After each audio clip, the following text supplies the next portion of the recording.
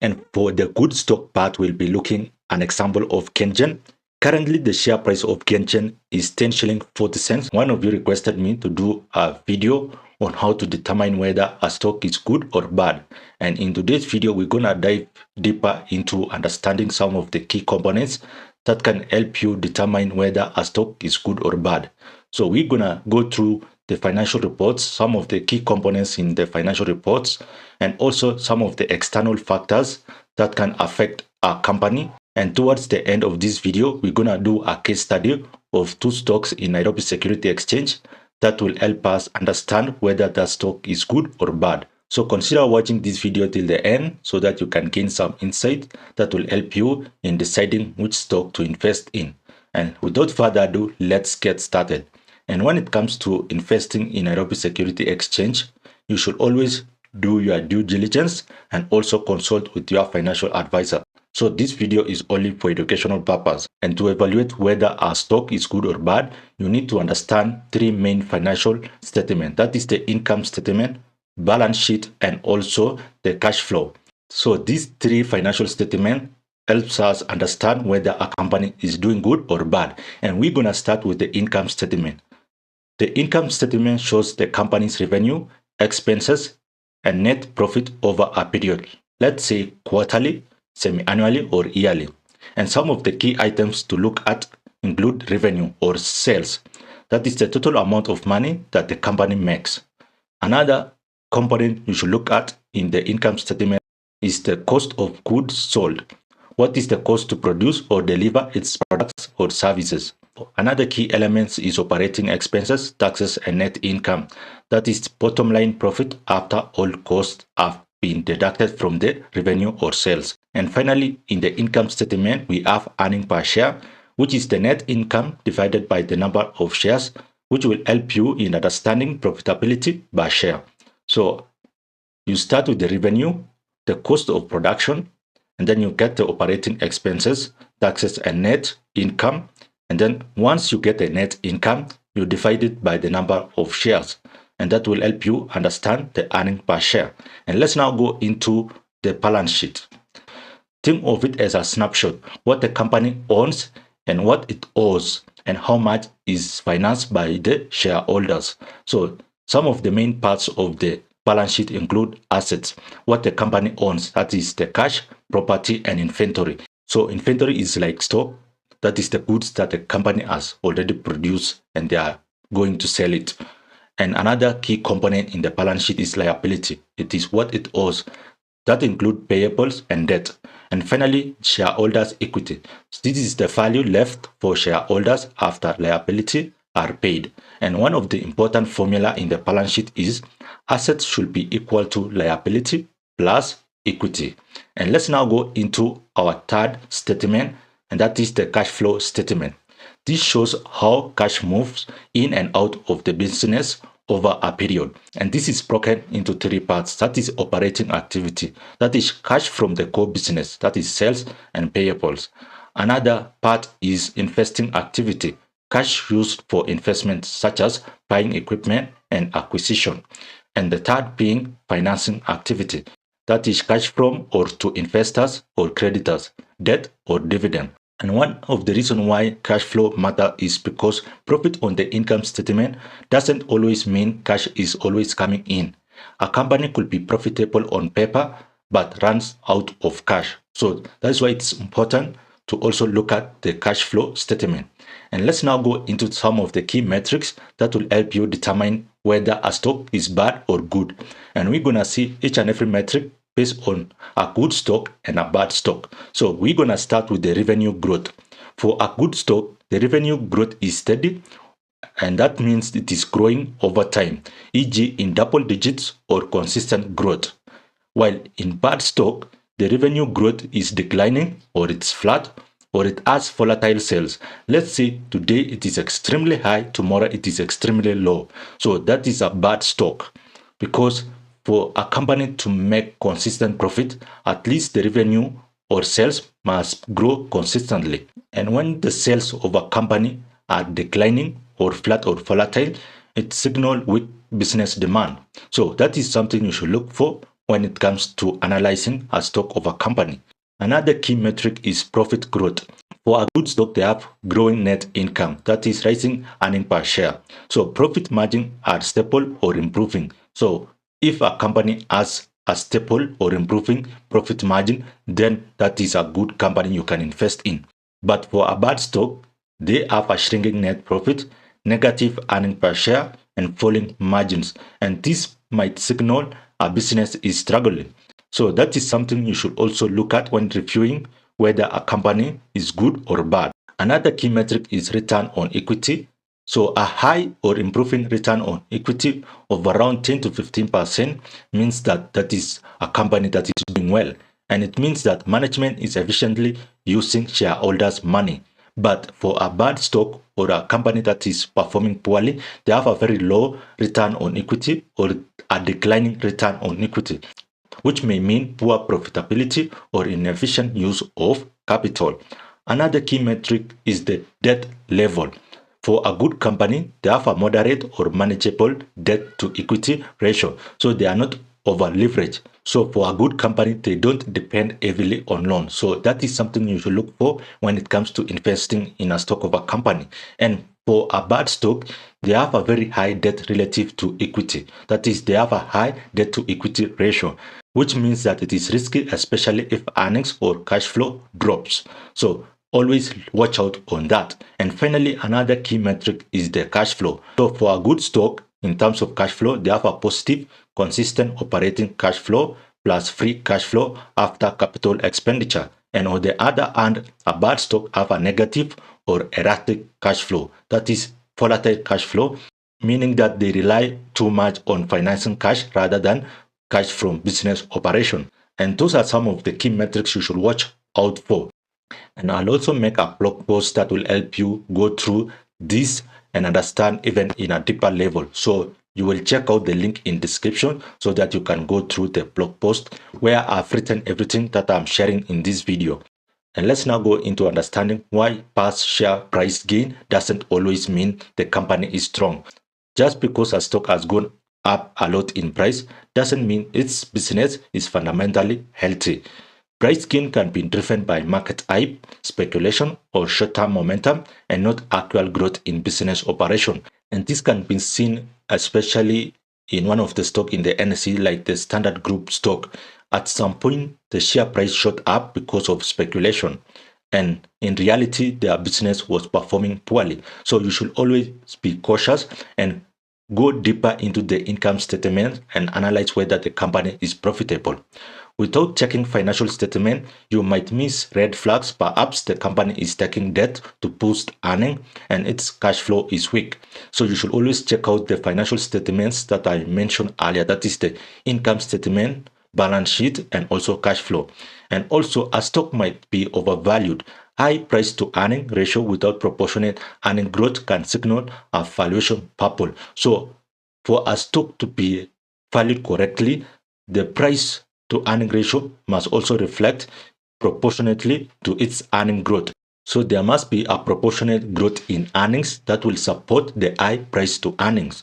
And let's now go into understanding some of the external factors that will help you when it comes to investing in Nairobi Securities Exchange. And one is regulation and policy. Changes in government policy, tax rates, or regulation can add profit. So when it comes to investing in a company, always check out some of the regulation that the government have put in place. Another external factor is economic condition, that is inflation, interest rate, and consumer spending, which can affect business cost and revenue. Especially if you are investing in the banking sector, you should watch out for interest rate because interest rate actually affect companies in the banking sector. Another external factor is competition and technology. Disruption from new competitors or technology such as digital and fintech can erode market share. For example, if you are investing in Safaricom, always watch out some of the technological changes, like for example, how is the company reacting to this new wave of artificial intelligence? And that will help you in determining whether that company is good to invest in. Another external factor is currency risk. For companies with foreign debt and business abroad, exchange rate fluctuation can be dangerous. For example, if a company borrows a loan in form of dollars, then that company will definitely have currency risk because of the exchange rate. And the last external factor is management risk. That is poor leadership, corruption, or bad capital allocation can undermine the strong metrics. So that is another external factor that you should watch out when it comes to investing in a company. Always see how the management carries themselves. And before we go into our case study, let's understand how to invest based on your time horizon. For long-term investing, focus on business fundamentals, big companies with consistent revenue growth, strong return on equity, and a healthy cash flow. Also look for sustainable debt level, not much leverage. In addition to that, prefer business with durable competitive advantage. And lastly, reinvest dividend, if any, to compound your returns. So that is how you should invest if you are going to invest in a long-term manner. And let's now go into understanding how you can invest as a short-term investor. So if you are betting on capital gain, you might focus more on valuation, recent earning momentum, and news catalyst. Another important aspect is be okay with high risk because short-term trade can be volatile. So you should be a high-risk investor and use technical analysis on top of fundamental analysis. Fundamental analysis include news and also reports on earnings. And with this technical analysis, you need to identify the entry and exit point because that really matters for you to be profitable. And lastly, if you are a short-term investor, take profit when your target is met. Do not always hold for long-term potential. And let's now go into our favorite part, that is a case study of a good stock versus a bad stock. And for the good stock part, we'll be looking an example of KenGen. Currently, the share price of KenGen is 10 shilling 40 cents, so it's affordable and you can invest in this stock. As you can see, for the last 1 year, it has gained by 159.45%.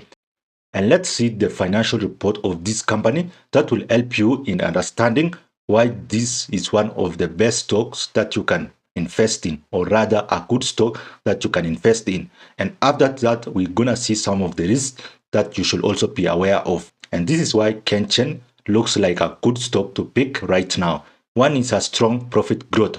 For the year ended June 30th, 2025, KenGen reported a 54% rise in profit after tax to 10.48 billion Kenya shillings, up from 6.8 billion in the prior year. So you can see that this company has managed to grow in terms of profit. Another key thing is the operation efficiency. Operating expenses fell by 11%, driven by cost optimization, that is in terms of depreciation and overhead. So if a company is able to reduce the cost of production, then that will be a great boost on their profitability. Another key component here is diversified sources of revenue. Non-traditional revenue like consultancy, geothermal work grew massively, and they reported a 235% increase in these sources. So they also have another source of income in addition to their core business. They also have a strong balance sheet stock asset. The total asset rose to 505.6 billion and equity climbed to 284.5 billion Kenya shillings. And they also have an improved cash position. Cash and cash equivalent increased from 25.6 billion to 30.1 billion. So that is a good sign in the balance sheet.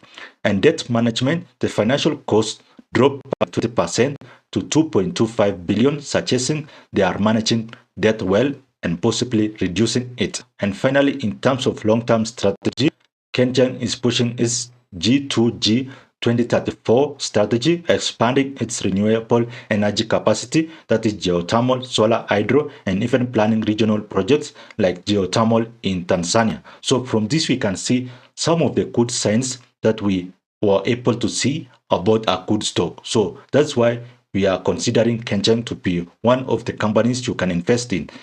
Even though this is a good stock, we also have some risks that you should always check out when it comes to investing in a company like KenGen. And that is revenue was flat. They had a revenue of 56.10 billion versus last year, which was 56.30. So you can see that despite the profit growth, the revenue was flat, and you should watch out for that. In addition to that, much of the profitability depends on efficiency gain. If cost cutting slows down, profit could also suffer. So when it comes to investing in KenGen, always check out what really brought out the profitability. So from this, we can see that the cost cutting was the main issue that contributed to profitability. And if that slows down, then the profit could also suffer because of the high cost of production. Also, as a power company, it is exposed to regulatory risks such as tariffs and policy risks. And we also have currency risk if it borrows in foreign currency. So you should also check out if this company has a foreign debt. Finally, another risk you should watch out is large capital project. A new power plant could raise debt again if not carefully financed. And those are some of the key things you should be aware of when it comes to choosing KenGen as one of the good stock to invest in. And let's now go into the opposite, that is the bad stock, or what we can consider to be a bad investment, and that is investing in Nation Media Group stock. As you can see, we are only seeing red things here, which is dangerous. So for a good stock like KenGen, it was green. For this, it is red. So for the last 5 years, the share price of this company has fallen by 18.44%, and the all-time share price drop has been 87.14%. So you can see this is a company you should avoid, and the current share price is 13.05. So some people might consider this to be cheap, but let's see the financial statement and the report of this company. That will help us in understanding why this company is too risky to invest in. So one is declining revenue. According to its 2024 audited result, Nation Media Group turnover dropped by 12.5% compared to prior year. So as I told you earlier, a bad stock has a declining revenue, and Nation Media Group has had a drop in their revenue. Another thing is profit decline. According to its 2025 financial return, its earnings dropped sharply. It reported a loss before tax, and they also have a shrinking cash reserve. In its 2024 report, cash and cash equivalent declined to 2.23 billion, down from prior level, and that is a negative sign on the balance sheet. They have also reduced assets and investment, that is non-current asset decline, which might suggest less reinvestment or scaling back.